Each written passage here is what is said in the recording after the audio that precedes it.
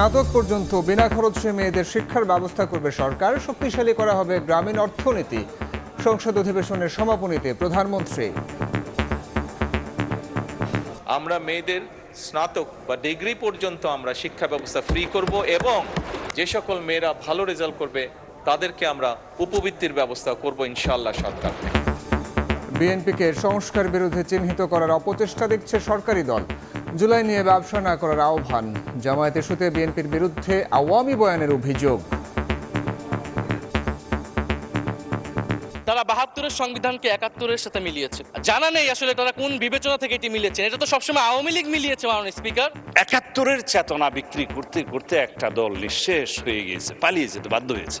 জুলাইয়ের চেতনাকে যেন রাজনৈতিক ব্যবসা হিসেবে বিএনপির ইতিহাস, ৭ই নভেম্বরের ইতিহাস, এই দেশের সংবিধান এবং এই রাষ্ট্রকে রক্ষা করার ইতিহাস। দেখছিলেন প্রধান শিরোনাম। রাতের সময়ের সঙ্গে আছে আমি সাইফুল। এবার অন্যান্য শীর্ষ সংবাদ।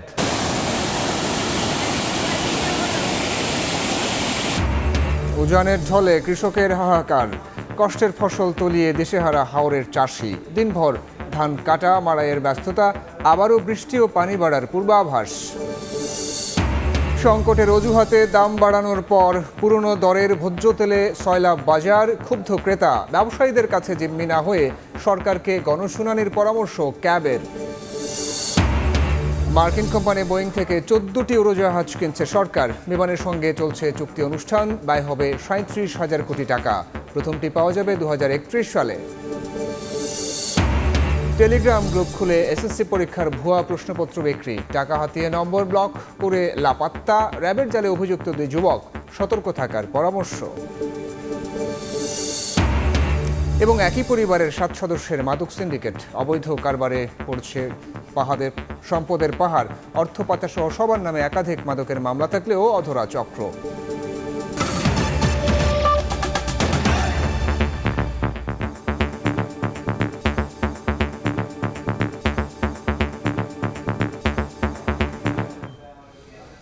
ত্রয়োদশ জাতীয় সংসদের প্রথম অধিবেশনে সমাপনী বক্তব্য রাখছেন প্রধানমন্ত্রী তারেক রহমান। সরাসরি যাচ্ছে সেখানে।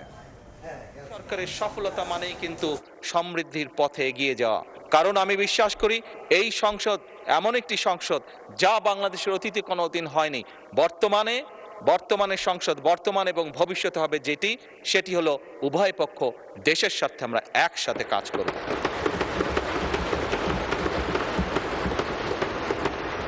মাননীয় স্পিকার, আমরা উভয় পক্ষ আসুন কেউ কাউকে ব্যর্থ করতে চাইব না। কারণ আপনি এবং আমি, আপনারা এবং আমরা মিলেই কিন্তু পূর্ণ সংসদ। আমরা মিলেই কিন্তু পূর্ণ সংসদ। কাজে আপনি ব্যর্থ হলে আমি ব্যর্থ, আমি ব্যর্থ হলে আপনি ব্যর্থ। এই কথাটি আমাদেরকে মনে রাখতে হবে। এবং আমরা যে কোনো একজন ব্যর্থ হলেই বাংলাদেশ ব্যর্থ হয়ে যাবে।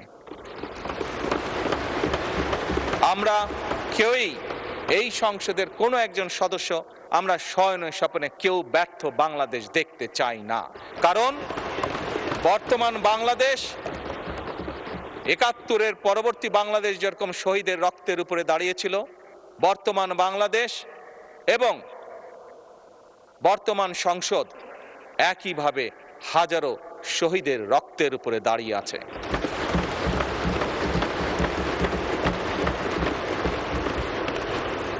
মাননীয় স্পিকার,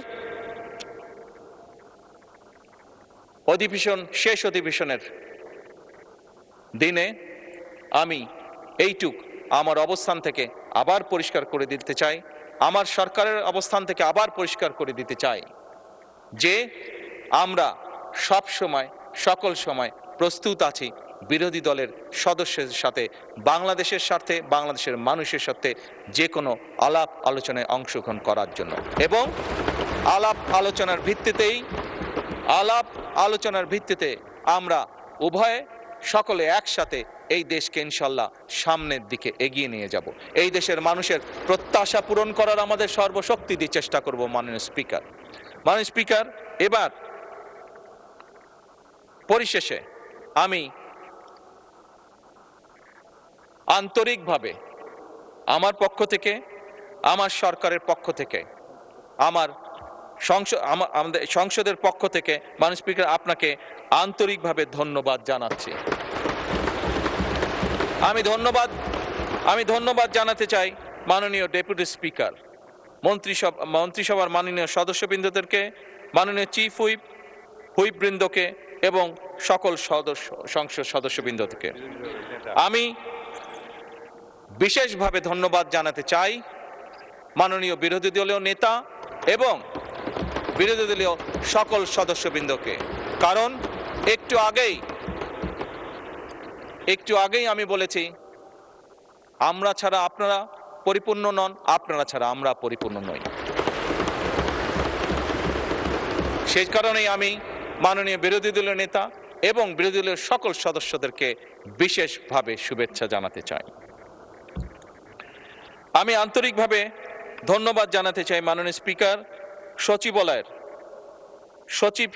সচিব সহ কর্মকর্তা এবং কর্মচারী বৃন্দকে, সকল কর্মচারী বৃন্দকে। তারা অক্লান্ত পরিশ্রম করেছেন এই 1.5 মাস সময় প্রায়। আমি ধন্যবাদ জানাতে চাই সরকারের বিভিন্ন মন্ত্রণালয়, বিভাগ এবং দপ্তরের কর্মকর্তা কর্মচারী বৃন্দদেরকে, যারা আমাদেরকে এই সংসদকে সহযোগিতা করেছেন এত অল্প সময় দ্রুততার সাথে এতগুলো বিল উপস্থাপন করে এইগুলো সম্পূর্ণ কাজগুলো সমাধান করার জন্য। মাননীয় স্পিকার, আমি ধন্যবাদ জানাতে চাই চিকিৎসক, পুলিশ সদস্য, ফায়ার সার্ভিসের সদস্য, গণপূর্ত বিভাগের সদস্য, বিদ্যুৎ ও টেলিগ্রাম ফোন বিভাগের সদস্য। আমি বিশেষভাবে আবারও ধন্যবাদ জানাতে চাই নিরাপত্তা বাহিনী সহ সংশ্লিষ্ট সকল সেবাদানকারী প্রতিষ্ঠানের ব্যক্তিবর্গকে। জাতীয় দৈনিক পত্রিকা, বিভিন্ন সংবাদ সংস্থা, বাংলাদেশ বেতার, সংসদ, বাংলাদেশ টেলিভিশন ও বেসরকারি টিভি চ্যানেল সহ দেশের সকল গণমাধ্যম, সাংবাদিক, কর্মকর্তা কর্মচারী বৃন্দদেরকে আন্তরিকভাবে ধন্যবাদ জানাতে চাই।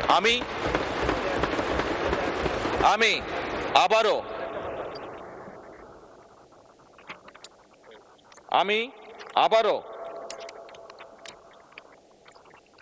পরিষ্কারভাবে দৃঢ়চিত্তে বলতে চাই যে সকল ব্যক্তি এবং সংস্থাকে আমি ধন্যবাদ জানিয়েছি, তাদের সকলের সহযোগিতার কারণেই আজ আমরা এই সংসদটি সুন্দরভাবে এই অধিবেশনটি সমাপ্ত করতে পারলাম এবং দেশ গঠনে এই প্রত্যেকটি সংস্থা এবং প্রত্যেক ব্যক্তির অবদান রয়েছে এবং ইনশাআল্লাহ ভবিষ্যতেও থাকবে।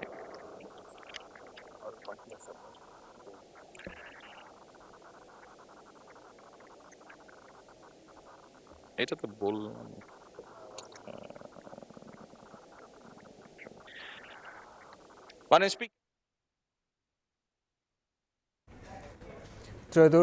ত্রয়োদশ জাতীয় সংসদের প্রথম অধিবেশনের সমাপনী বক্তব্য রাখছিলেন প্রধানমন্ত্রী তারেক রহমান। এতক্ষণ ছিলাম সরাসরি সেখানে।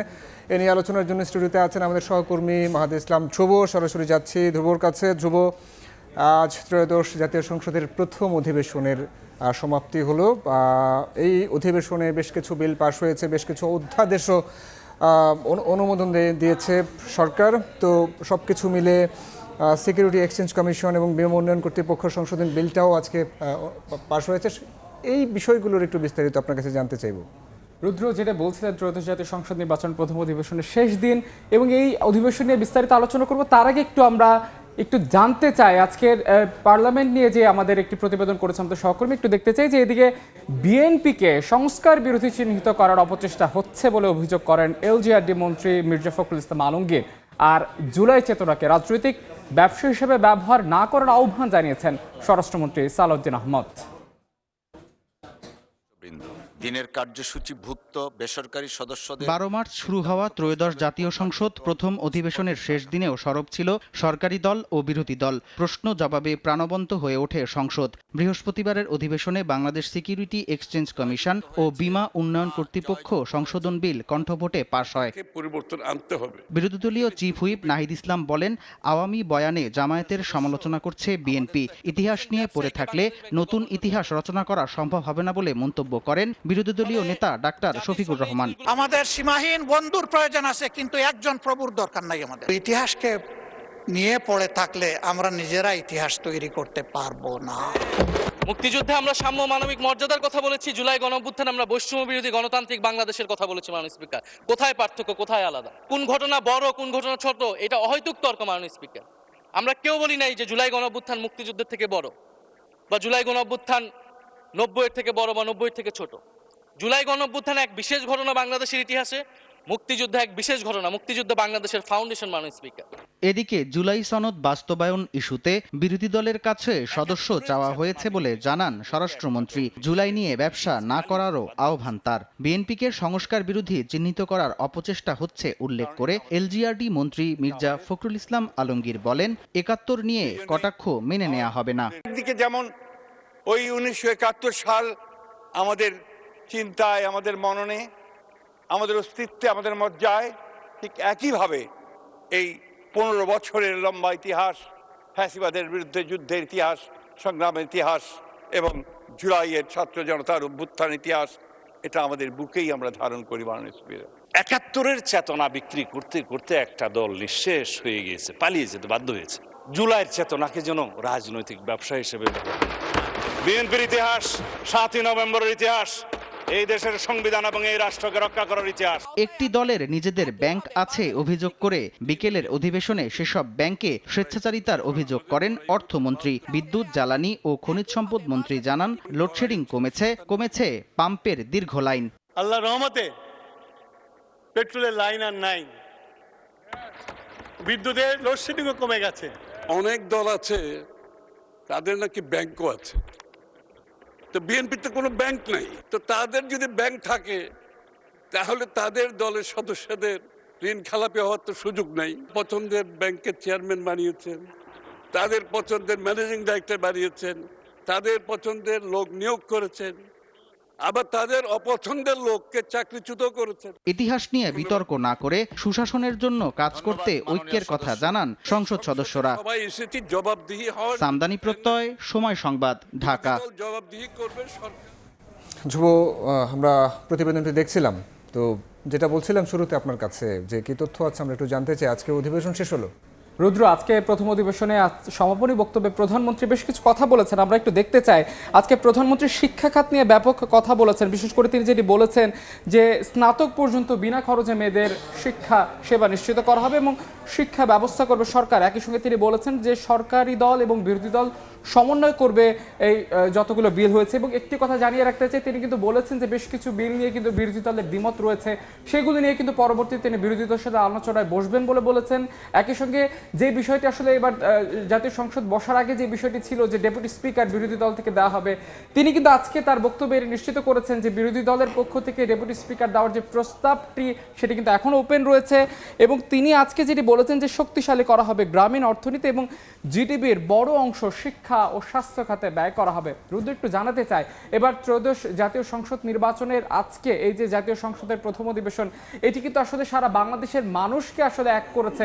বিশেষ করে আপনি বলাই বাহুল্য যে স্বাধীনতা পরবর্তী সময় এমন একটি সংসদ বাংলাদেশের মানুষ দেখেছে যেখানে আসলে টেলিভিশনের সামনে মানুষ গিয়েছে যে সংসদ অধিবেশন দেখার জন্য। বিশেষ করে সরকারি দল এবং বিরোধী দলের মধ্যে যে কথার লড়াই এবং তাদের মধ্যে যে রাজনৈতিক সৌহার্দ্য এবার দেখেছে, এটি বাংলাদেশের রাজনীতিতে বিরল। বিশেষ করে প্রধানমন্ত্রী যে উদার মানসিকতা তিনি দেখিয়েছেন এবার জাতীয় সংসদে, তিনি যেটি তার সহকর্মীকে ফ্লোর ক্রস না করার মতো যে গ্যাস্টার তিনি দেখিয়েছেন, বিরোধী দলকে শ্রদ্ধা জানানোর মতো যে সংস্কৃতি তিনি দেখিয়েছেন। বিশেষ করে একটু জানাতে চাই যে এবার প্রথম যে আলোচিত ঘটনাটি ঘটলো যে জ্বালানি সংকট মোকাবেলায় কমিটি করা হয়েছে, সেখানে বিরোধী দলের প্রতি আস্থা রেখে প্রধানমন্ত্রী যে 10 সদস্যের কমিটি করেছেন, এটি কিন্তু বাংলাদেশের রাজনীতিতে বিরল। একই সঙ্গে বিরোধী দলীয় নেতা যিনি রয়েছেন ডক্টর শফিকুর রহমান, তিনিও কিন্তু সরকারি দলের প্রতি যেই সম্মান প্রদর্শন করে কথা বলেছেন এবং সংসদে তার যে গ্যাস্টার পশ্চার ছিল, এটি কিন্তু সর্বজনের মধ্যে সমাদৃত। একটু জানাতে চাই এবার স্পিকারের যে ভূমিকাটি, তার নিরপেক্ষতা নিয়েও কিন্তু আসলে ব্যাপক প্রশংসা উঠেছে। আপনি দেখেছেন যে যেভাবে তিনি বলেছিলেন যে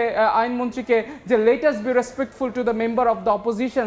সো এইবারে কিন্তু জাতীয় সংসদ একটি উৎসব মুখর একটি সংসদ বাংলাদেশের মানুষ দেখেছে। আমরা একটু পূর্ণ সহযোগিতাপূর্ণ একটা অধিবেশন আমরা দেখতে পেয়েছি। এবারে জাতীয় সংসদে 133টি অধ্যাদেশের মধ্যে কিন্তু 91টি অনুমোদন হয়েছে এবং আজকে দুটি বিল কিন্তু পাশ হয়েছে। বিশেষ করে বাংলাদেশের সিকিউরিটি এক্সচেঞ্জ কমিশন ও বীমা উন্নয়ন কর্তৃপক্ষ সংশোধন বিল কণ্ঠ পাশ হয়েছে। তার মানে এবারের এই ত্রয়োদশ জাতীয় সংসদে প্রায় বলা চলে 91 এবং 93টি বিল কিন্তু পাশ হয়েছে। এর মধ্যে আলোচিত বেশ কয়েকটি বিল রয়েছে, বিশেষ করে জুলাই স্মৃতি জাদুঘর বিল এবং সাইবার সুরক্ষা বিল কিন্তু ব্যাপক আলোচনার জন্ম দিয়েছে।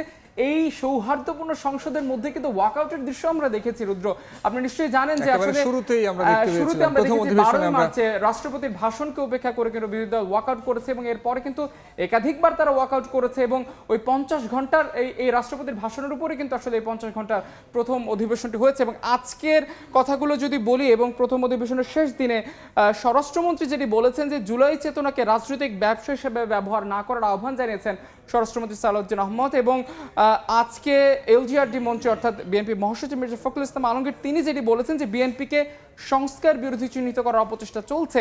একই সঙ্গে আজকে নাহিদ ইসলাম তার 33 মিনিটের বক্তব্য কিন্তু ব্যাপক আলোচনার জন্ম দিয়েছে।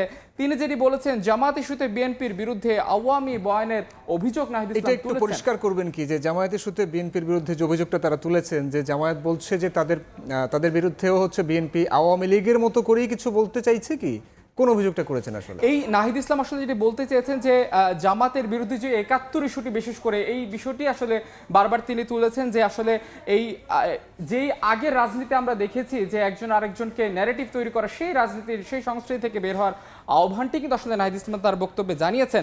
এবং আজকে বিরোধী দলীয় নেতা ডাক্তার শফিকুর রহমান তিনি যেটি বলেছেন যে ইতিহাস নিয়ে বেশি চর্চা করলে নতুন ইতিহাস হবে না, এমনটাই কিন্তু আসলে বিরোধী দলীয় নেতা ডক্টর শফিকুর রহমান বলেছেন। এবং আজকে যে প্রাণবন্ত সংসদ আমরা দেখেছি এবং একই সঙ্গে যেই শ্রদ্ধাবোধ, এই বারবার যে কথাটি আসলে বলতেই হয় যে বিরোধী দল এবং সরকারি দলের মধ্যে যে শ্রদ্ধাবোধ, পারস্পরিক ভ্রাতৃত্ব এবং সম্মান যে দেখা দিয়েছে, এটি বাংলাদেশের রাজনীতিতে একটি বিরল দৃষ্টান্ত এবং যা সামনের দিনও চলমান থাকবে বলে প্রত্যাশা করাই যায়। আমরাও সেই প্রত্যাশা করি। ধ্রুব, আপনাকে ধন্যবাদ। অসংখ্য ধন্যবাদ আপনাকে। সহকর্মী মাহাদ ইসলাম ধ্রুব যুক্ত হয়েছিলেন, জাতীয় সংসদের ত্রয়োদশ অধিবেশনের সবশেষ খবরাখবর জানাচ্ছিলেন আমাদেরকে। চিকিৎসার জন্য লন্ডন যাচ্ছেন রাষ্ট্রপতি মোহাম্মদ শাহাবুদ্দিন। আগামী 9 মে ঢাকা ছাড়ার কথা রয়েছে তার। এদিকে রাষ্ট্রপতির বিদেশ সফরের বিষয়ে যাবতীয় প্রস্তুতি নিচ্ছে পররাষ্ট্র মন্ত্রণালয়। মন্ত্রণালয় থেকে বৃহস্পতিবার এই তথ্যও জানা গেছে। সফরে তার স্ত্রী ডক্টর রেবেকা সুলতানা, সহকারী সামরিক সচিব ব্রিগেডিয়ার জেনারেল মোহাম্মদ রাইসুল ইসলাম, একান্ত সচিব মোহাম্মদ দিদারুল আলম, ব্যক্তিগত চিকিৎসক কর্নেল একেএম ফয়জুল হক রাষ্ট্রপতির সঙ্গে লন্ডন যাচ্ছেন। রাষ্ট্রপতি মোহাম্মদ শাহাবুদ্দিন তার হৃদরোগের চিকিৎসার ফলো আপের জন্য যুক্তরাজ্যে যেতে চান বলে পররাষ্ট্র মন্ত্রণালয়কে জানান। সে অনুযায়ী সব প্রস্তুতি নেওয়ার কাজ শুরু করেছে মন্ত্রণালয়। আগামী 17 মে যুক্তরাজ্য থেকে রাষ্ট্রপতির দেশে ফেরার কথা রয়েছে।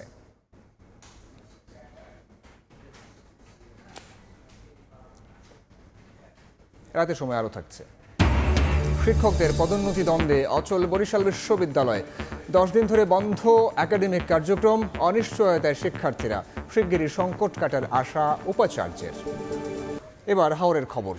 উজানের ঢলে হাওরে ডুবেছে কৃষকের স্বপ্ন। বাঁধ ভেঙে তলিয়ে গেছে হাজার হাজার হেক্টর জমির ফসল।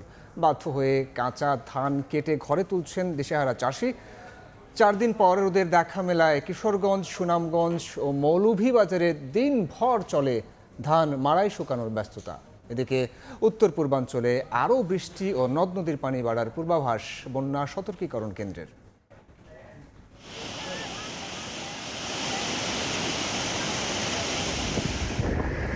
অতিবর্ষণ ও পাহাড়ি ঢলে হাওরে ডুবেছে কৃষকের কষ্টের ফসল, নষ্ট হয়েছে বোরো ধান। কোথাও কোমর পানি, কোথাও হাঁটু পানি, এর মধ্যেই ডুবে থাকা কাঁচা পাকা ধান কেটে শেষ সম্বলটুকু বাঁচানোর প্রাণপণ চেষ্টায় কৃষক। বছরের একমাত্র বড় ফসলের উপর নির্ভর করে হাওড় অঞ্চলের কৃষকের সারা বছরের ভরণ পোষণ। রোদের দেখা পাওয়ায় নিকলি, করিমগঞ্জ ও বাজিতপুরের বিভিন্ন এলাকার খলাই ধান কাটা, মাড়াই ও শুকানোর কাজে ব্যস্ত কৃষক। আমরা কৃষকরা অনেক কষ্ট করি, কিন্তু কৃষকরা কোনো দাম নাই। বিভিন্ন এলাকার লোক এসে ধান কাটে। এই বছর আসছিল সবাই, আসার পরে যখন বৃষ্টি অনেক ঠান্ডা পড়ছে আর পানির মধ্যে তো অনেকে ধান কাটতে পারে না, সবাই চলে গেছে। 1500 টাকা 2000 টাকা লোক পাইতেছে না, কেউ সাহায্য করে না। সুনামগঞ্জের খরচার হাওর, দেখার হাওর সহ বেশ কয়েকটি হাওরের আকাশ মেঘলা থাকলেও বেলা 11টার পর রোদের দেখা মেলে। আর সেই সুযোগে কাটা ধান শুকানোর চেষ্টা করেন কৃষক। পাশাপাশি বৃষ্টি ও বজ্রপাতের কারণে যেসব ধান কাটা হয়নি সেগুলোও দ্রুত ঘরে তোলার চেষ্টা করেন। যেভাবে আকাশ থেকে বৃষ্টি পড়ছে এভাবে আমাদের চোখেরও জলে আমাদের বুক পয়সা গেছে। আমরা কিতাবল মরেছি না, আমরা তো বড় টেনশন আছি, আমরা দান ফানা কলতানি থেকে ডুবাইয়া। অতিবৃষ্টি আর পাহাড়ি ঢলে তলিয়েছে নেত্রকোনার হাওরে প্রায় 10,000 হেক্টর জমির ধান। তলিয়ে যাওয়া ফসল এখন আর কাটার অবস্থা নেই। তারপরও যতটুকু বাঁচানো সম্ভব সেটুকুই ঘরে তোলার চেষ্টা করছেন চাষিরা। কষ্ট করে আনতাছি 2000 টাকা কাটাইতে হইতাছে। ব্যাপারই নাই, বীজা ধান নিতে চায় না, অনেক জায়গায় কয় 500 এমন। হবিগঞ্জের বানিয়াচংয়ে প্রবল স্রোতে খোয়াই নদীর বাঁধ ভেঙে ডুবেছে হাওর। 3,324 হেক্টর বোরো ধান তলিয়ে গেছে। মৌলভীবাজারেও হাওর জুড়ে পানির নিচে কয়েক হাজার হেক্টর কাঁচাপাকা বোরো ধান। ক্ষেত কাটাইতে 6000 টাকা ক্ষেত, একবার তুলাইতে সরক যায় 1000, বাড়ির নিতে যায় আবার 1000। ই খরচা হইলে আমরা গৃহস্থ বাঁচার কোনো উপায় নাই। এদিকে সামনে আরও বৃষ্টির পাশাপাশি নেত্রকোনা ও হবিগঞ্জে নদ নদীর পানি বাড়ার পূর্বাভাস দিয়েছে বন্যা পুনর্বাসন ও সতর্কীকরণ কেন্দ্র। আগামী 3 দিনের মধ্যে আমার নেত্রকোনা জেলার খালিয়াঝুরি উপজেলায় যে খালিয়াঝুরি পয়েন্টটা আছে সেখানে বিপদসীমা এক্সিড করে চলে যেতে পারে। সেক্ষেত্রে নতুন করে খালিয়াঝুরির যেই হাওরের নিম্নাঞ্চল আছে সেটা প্রভাবিত হবে। ক্ষতিগ্রস্ত কৃষকরা বলছেন সরকারি সহায়তা ছাড়া ঘুরে দাঁড়ানো সম্ভব নয়। খাদিজা স্বপ্না, সময় সংবাদ। পদোন্নতি সংক্রান্ত দ্বন্দ্বে অচল হয়ে পড়েছে বরিশাল বিশ্ববিদ্যালয়ের একাডেমিক ও প্রশাসনিক কার্যক্রম। টানা 10 দিনের কর্মবিরতিতে চরম অনিশ্চয়তায় প্রায় 10,000 শিক্ষার্থী। আন্দোলনরত শিক্ষকদের অভিযোগ 2024 সাল থেকে পদোন্নতির যোগ্যতা অর্জন করা সত্ত্বেও তা বাস্তবায়ন করেননি উপাচার্য। বিশ্ববিদ্যালয় মঞ্জুরি কমিশনের চিঠি অপব্যাখ্যা করে উচ্চশিক্ষা প্রতিষ্ঠানটির স্বায়ত্তশাসন ক্ষুণ্ণ করা হচ্ছে এমন দাবি তাদের। বৃহস্পতিবার সকালে বিভাগীয় প্রশাসনের সঙ্গে বৈঠক হলেও আসেনি কোনো সমাধান। শিগগিরই অচলাবস্থায় কাটিয়ে আবারও ক্যাম্পাস স্বাভাবিক ছন্দে ফিরবে বলে আশা করছেন উপাচার্য।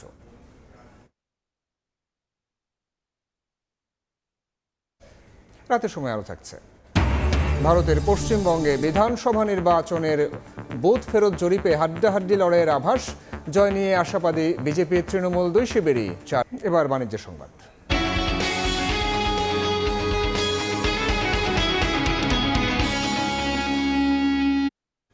সংকটের অজুহাতে দাম বাড়ানোর পরও পুরনো দরের বোতলজাত সয়াবিন তেলে সয়লাভ বাজার। এ নিয়ে ক্ষোভ জানান ক্রেতারা।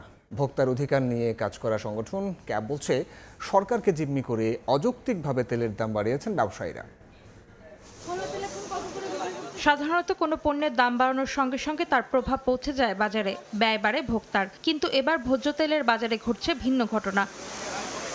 গেল ঈদের পর থেকে সরবরাহ সংকট আর ব্যবসায়ীদের দাবির মুখে অবশেষে বুধবার বিকেলে লিটারে 4 টাকা করে সয়াবিন তেলের দাম বাড়ানোর সিদ্ধান্ত নেয় বাণিজ্য মন্ত্রণালয়। কিন্তু বৃহস্পতিবার সকালে রাজধানীর কারওয়ান বাজারের খুচরা বিক্রেতারা জানান আগের দামেই বোতলজাত সয়াবিন তেল বিক্রি হচ্ছে। পুরান তেল স্টকে শেষ হয়ে গেলে তারপর নতুন তেল আসবে। বাড়তি দামের তেল বাজারে আসবে কবে, এমন প্রশ্নে খুচরা বিক্রেতা ও ডিলারদের উত্তর, সরবরাহ পর্যায়ে আগের দামের তেল পর্যাপ্ত, তা দিয়েই চলবে আরো অন্তত 2 দিন। এখন যেহেতু তেলের নতুন দাম নির্ধারণ করছে, এখন আর ওই সংকটটা নাই, এখন ডিলার যা চায় তাই দেয়। দাম বাড়ানোর পরও নির্ধারিত মূল্যের বেশিতে বিক্রি হচ্ছে খোলা সয়াবিন। ক্ষুব্ধ নাভিশ্বাস ওঠা ভোক্তারা। সয়াবিন তেল বাদ দিয়ে আমাদেরকে ফার্ম অয়েল ইউজ করতে হইতেছে, যেটা আমাদের স্বাস্থ্য ঝুঁকিও হয়। ভোক্তা অধিকার নিয়ে কাজ করার সংগঠন ক্যাব বলছে গ্রাহক ও সরকারকে জিম্মি করে অযৌক্তিকভাবে তেলের দাম বাড়িয়ে নিয়েছেন ব্যবসায়ীরা। দীর্ঘদিন ধরে কিন্তু সাপ্লাই বন্ধ ছিল, সংকট ছিল। এই সংকটটাকে পুঁজি করে তারা হঠাৎ করে দামটা বাড়িয়ে দিল। এর আগে গেল বছর ডিসেম্বরে সরকারের তোয়াক্কা না করেই দাম বাড়িয়ে বাজারে ভোজ্য তেল সরবরাহ করে আমদানি, পরিশোধন ও বাজারজাতকারী কোম্পানিগুলো। বাণিজ্য মন্ত্রণালয়ের কঠোর হস্তক্ষেপে সে দফায় ভোক্তারা রক্ষা পেলেও 3 দিন পর 7 ডিসেম্বর দাম বাড়াতে বাধ্য হয়েছিল অন্তর্বর্তী সরকার। অন্তরা সেন, সময় সংবাদ, ঢাকা। 3 মেয়ে, 2 মেয়ের জামাই এবং 1 পুত্রবধূ, মোট 7 জনের পারিবারিক মাদক সিন্ডিকেট। অবৈধ মাদক কারবারের মাধ্যমে মালিক হয়েছে বিপুল সম্পত্তির। পুলিশের অপরাধ তদন্ত বিভাগ সিআইডি সম্প্রতি মানি লন্ডারিংয়ের মামলা করেছে তাদের বিরুদ্ধে। সময় সংবাদের অনুসন্ধানে বেরিয়ে এসেছে পরিবারটির আদ্যোপান্ত। আমিনুল ইসলাম ও সঞ্জয় মজুমদারের ক্যামেরায় বুলবুল রেজা রিপোর্ট। রাজধানীর কারওয়ান বাজার, মাছ মুরগি থেকে শুরু করে নিত্য প্রয়োজনীয় পণ্য সবই পাওয়া যায় এখানে। পাশেই রেল লাইন, এই অংশটুকু আবার পরিচিত অন্য কারণে। এখানে হাত বাড়ালেই মেলে মাদক। কারওয়ান বাজারের ফুটপাতে আলু পেঁয়াজের ব্যবসা করতে করতে একটি পরিবার কিভাবে জড়িয়ে গেল মাদকের ব্যবসার অন্ধকারে, এবারের অনুসন্ধানে তুলে ধরা হবে বিস্তারিত। তাদের বসবাস এখন টঙ্গীর দত্তপাড়া এলাকায়। দত্তপাড়ার দিঘিরপাড় এলাকা। ভর দুপুরে এলাকার কিশোরদের জটলা। জানতে চাওয়া কসিমউদ্দিন রোডের ঠিকানা। তাদের দেখানো পথে গিয়ে মেলে না গন্তব্য।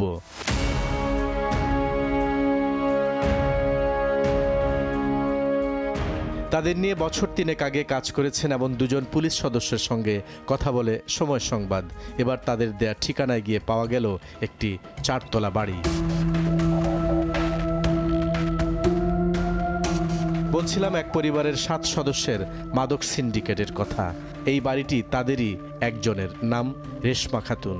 সিঁড়িতেই কথা হয় রেশমার স্বামী মহিদুলের সঙ্গে। উঠলা ব্যস্ত 1500 টাকা 2000, যে আমরা যে যত সেল হইতো তত টাকাই তারা পাইতো আর কি।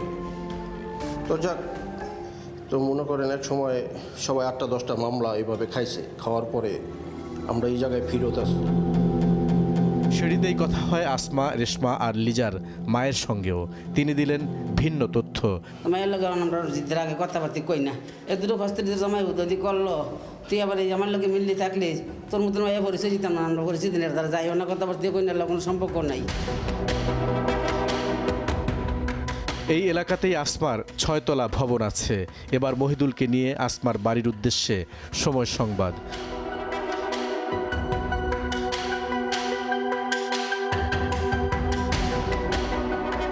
মিনিট 10 চেষ্টা করেও ভেতর থেকে কোনো সাড়া পাওয়া গেল না।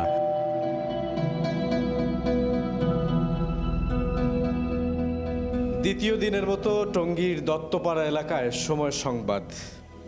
মাদক কারবারি আসমা বেগমের সন্ধানে মূলত এই বাসায়। হঠাৎ রেশমার ফোন। তিনি জানান একসময় মাদকের ব্যবসা করলেও এখন তারা ভালো হয়ে গেছেন। আমি রেশমা, বুঝছেন, আমরা 3টা বোন, আমার বোন জামাই যে কোনো একটা ইয়া করে পরিস্থিতির শিকার। আমি আজ বয়স হলো আমার 40। আজ থেকে মনে করেন না হলো 15 থেকে 20 বছর আমরা একদম ভালো হয়ে গেছে। এখানে বাড়িঘর খুঁজে 6-7 বছর। আমাকে 10টা মামলা আছে। আমার আপনারা হাতায়া কোর্ট কাছারি যেখানে হোক আমার দেখবেন যে আমার 10টা মামলা আছে নাকি। রেশমার স্বামী মহিদুলের মোবাইল থেকে জাহানারা নামে একজনও ফোন দিয়ে এই প্রতিবেদককে সমাধানের পথ আছে কিনা জানতে চান। আগে একটু বুঝা টুজা লন, তারপরে আগে সাইলেন্ট না, বুঝছেন। সরাসরি আর কি কথা কন, এটা কি কোনো একটা সমাধান নাই।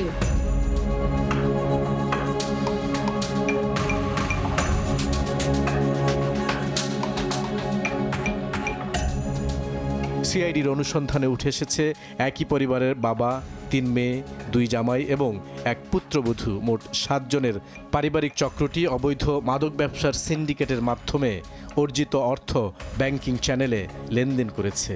5 কোটিরও বেশি টাকা নিজেদের ব্যাংক হিসাবে লেনদেনের তথ্য পাওয়ার দাবি সিআইডির। ইন্টেলিজেন্স কালেকশন করে জানা গেল যে আসলে তারা যে আমাদের মানি লন্ডারিং যে প্রেডিকেট অফেন্স, মাদকদ্রব্য পাচার বা মাদকদ্রব্য কারবারের সাথে জড়িত থাকার প্রমাণ পাওয়া গেছে এবং অনেকগুলো মামলাও তাদের বিরুদ্ধে ইতিমধ্যে আছে। অভিযুক্ত রেশমা খাতুনের বিরুদ্ধে 10টি, লিজা বেগম ওরফে লিপি আক্তারের বিরুদ্ধে 7টি, মানিক মিয়ার বিরুদ্ধে 5টি, আসমার বিরুদ্ধে 3টি এবং অন্যান্য অভিযুক্তদের বিরুদ্ধেও 1 বা একাধিক মাদকের মামলা রয়েছে। 2009-10 সালে রাজধানীর কারওয়ান বাজার এলাকায় গাঁজার ব্যবসা দিয়ে উত্থান পরিবারটির। ধীরে ধীরে তাদের মাদকে কারবার বড় হতে থাকে। একসময় তাতে যোগ হয় ইয়াবা। কোনো বৈধ উপার্জনের ব্যবস্থা না থাকা সত্ত্বেও বিপুল সম্পদের মালিক হয়েছে মাদকের এই পারিবারিক সিন্ডিকেটটি। বুলবুল রেজা, সময় সংবাদ, টঙ্গী, গাজীপুর। দেখছেন রাতের সময়। জল্পনা কল্পনার অবসান ঘটিয়ে নতুন প্রায় 37,000 কোটি টাকা মূল্যের 14টি উড়োজাহাজ কিনতে আনুষ্ঠানিক চুক্তি সম্পন্ন করেছে বিমান বাংলাদেশ এয়ারলাইন্স ও বোয়িং কোম্পানি। বৃহস্পতিবার রাতে হোটেল ইন্টারকন্টিনেন্টালে ছিল চুক্তি স্বাক্ষর অনুষ্ঠান। অনুষ্ঠানে বাংলাদেশ বিমানের পক্ষে ব্যবস্থাপনা পরিচালক ও সিইও কাইজার সোহেল আহমেদ ও মার্কিন উড়োজাহাজ নির্মাতা প্রতিষ্ঠান বোয়িংয়ের পক্ষে ছিলেন প্রতিষ্ঠানটির commercial and sales vice president Paul Riggi স্বাক্ষর করেন। প্রধান অতিথির বক্তব্যে বিমান প্রতিমন্ত্রী বলেন, বর্তমান সরকার দেশের সব খাতকে সমৃদ্ধ করে গড়ে তোলার চেষ্টা করছেন। নতুন এই যাত্রা নিউ ইয়র্ক সহ বিভিন্ন রুটগুলোর কানেক্টিভিটি বাড়ানো ও সুযোগ সুবিধা বাড়াতে বিশেষ ভূমিকা রাখবে বলেও জানান বিমান প্রতিমন্ত্রী।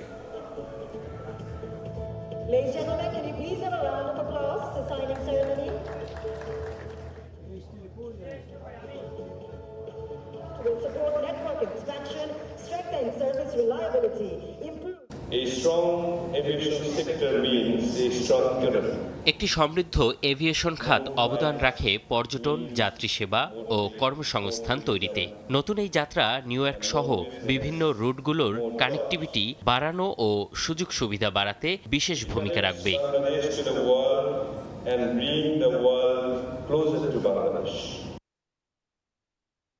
দেশের বাইরের খবর, ভারতের পশ্চিমবঙ্গের বিধানসভা নির্বাচনের বুথ ফেরত সমীক্ষার ফল আসতে শুরু করেছে।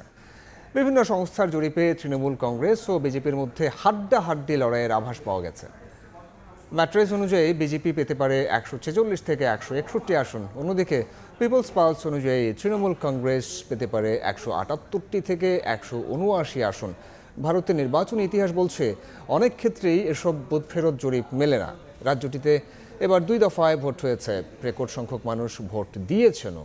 জয় নিয়ে আশাবাদী তৃণমূল বিজেপি 2 শিবির। রাজ্যটির মোট আসন 294, সরকার গঠন করতে প্রয়োজন 148 আসন। আগামী 4 মে চূড়ান্ত ফল প্রকাশ করা হবে।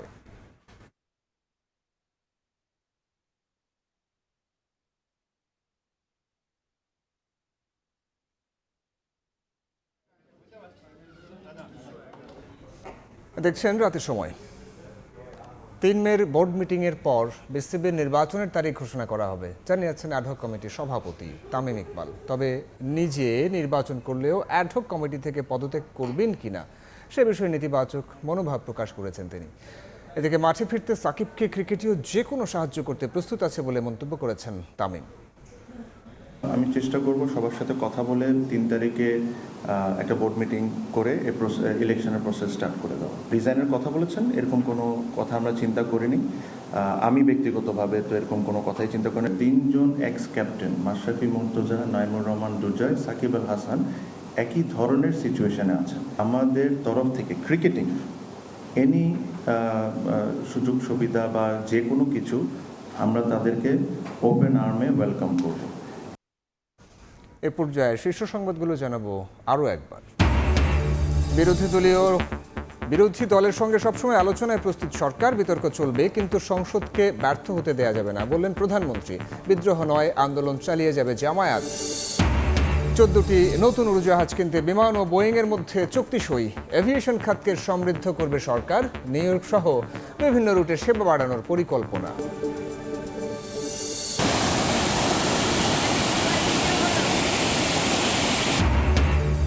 এবং উজানের ঢলে কৃষকের হাহাকার, কষ্টের ফসল তলিয়ে দিশেহারা হাওরের চাষি।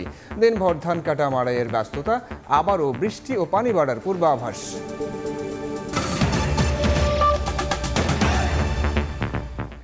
এই ছিল রাতের সময়ে। এরপর দেখবেন সম্পাদকীয়।